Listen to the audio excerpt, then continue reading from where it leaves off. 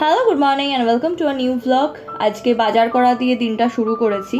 তোমরা জানো যে আমার ক্লাউড কিচেন আছে এবং কালকে পুরো কলকাতা ভেসে গেছিলো, ডুবে গেছিলো বলে কোনো কাজ করতে পারিনি।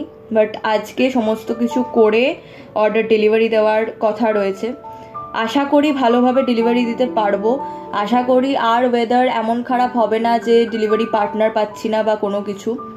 তো সবার পুজো কাটবে সেলফি তুলে, খাওয়া দাওয়া করে, নতুন জামা কাপড় পরে বা বন্ধু বান্ধবদের সাথে, আত্মীয় স্বজনদের সাথে দেখা করে। আর আমার পুজোটা একদম ডিফারেন্টলি কাটে। আমার পুজো কাটবে রান্নাঘরে। বাট এই কাজটা করতে আমার এত ভালো লাগে, মানে ক্লায়েন্ট যখন রিভিউ দেয় তখন আমার মনে হয় যে আমার সব কষ্ট উসুল হয়ে গেল।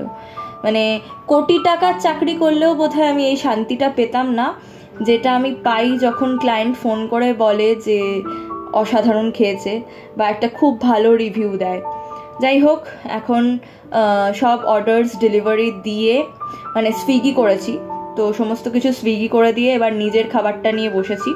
লাঞ্চে রয়েছে কষা মাংস আর ডুমুর। তো চলো তাড়াতাড়ি করে খেয়ে এখন বেরিয়ে পড়েছি। যাচ্ছি আমার খুব পছন্দের একটা জায়গায়, ট্রাইবে। ট্রাইবকে তোমরা আগেও ভ্লগে দেখেছো। আর মনটা খুব ভালো হয়ে যায়, এই যে পুজোর প্রস্তুতি চলছে, এই যে আলো লেগে গেছে রাস্তায় রাস্তায়, এটা দেখতে এত ভালো লাগে। তো আমার একজন দাদা রয়েছেন, তার রাখি নেওয়ার আজ পর্যন্ত সময় হয়নি, এটাই হচ্ছে তার অবস্থা।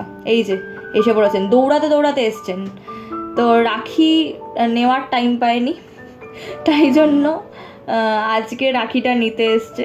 তো প্রচুর আড্ডা হবে, খাওয়া দাওয়া হবে। জানি না কতটা শেয়ার করতে পারবো, কারণ আমরা দুজন বসলে এতই আড্ডায় মগ্ন থাকি যে আমাদের আর ছবি তোলা বা অত কিছু করার মানে ইয়ে থাকে না। মানে প্ল্যানটাই এরকম যে প্রচুর আড্ডা মারবো, অনেক দিন বাদে দেখা হয়েছে। যাই হোক, এখন ধরেছি বাড়ি ফেরার পথ। আর তোমরাও খুব ভালো থেকো, সুস্থ থেকো, সাবধানে থেকো, পুজো খুব ভালো করে কাটিও।